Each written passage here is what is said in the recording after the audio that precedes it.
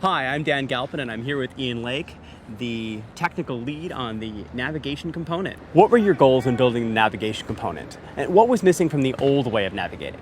Yeah, I think a big focus of it was just giving a higher level view of your app, right? When you think about an app, it's not just one screen, right? It's not just the two buttons you have on the screen and an image, right?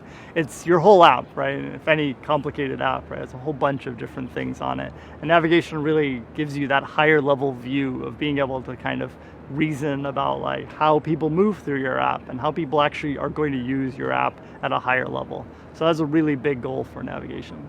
What is the benefit of having a navigation graph for developers? Is there a benefit for users? Definitely. I think one of the things that's most surprising about a navigation graph is that it's a developer tool, right? It's how you define your different screens in your app. But it also gives you a really good insight into how users are going to use your app, right? If you're looking at your navigation graph and it's looking like spaghetti with lines everywhere connecting every screen, like that's the mental model that users have to put in their head on where they can go from where. So I think it's a really good equalizer to say like, well, if my navigation graph is complicated, my users are going to think that my app is complicated, even if it is just a few screens. So it's definitely a benefit for both users and for developers. How did you approach defining how back and up should work? Yeah, it was a multi-team effort between the material team, the Android UI team, and many other teams to just try and figure out like what is the most predictable behavior. Like a really strong focus of navigation is be more prescriptive and try and give a good default for every app, so that users don't have to relearn the entire navigation system from one app to the next. And up versus back are kind of one of those questions that every app seems to do things slightly differently.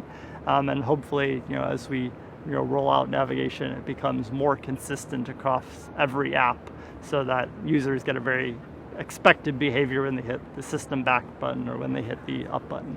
Why did you pick a fragment-centric model for the navigation graph? Yeah, one of the things that we made a really strong push for navigation was to make it generic in terms of any kind of destination. But we knew we needed a default type of destination, something that developers were very familiar with and would give them access to a lot of the other cool APIs that we have in architecture components and other places. So the fragment API ended up being kind of that perfect genesis of an existing API that had all the strong things we need. It had the view and stuff that you would need for a screen. And also give you access to some of these higher level things. I know you worked a lot with the Android community while developing navigation.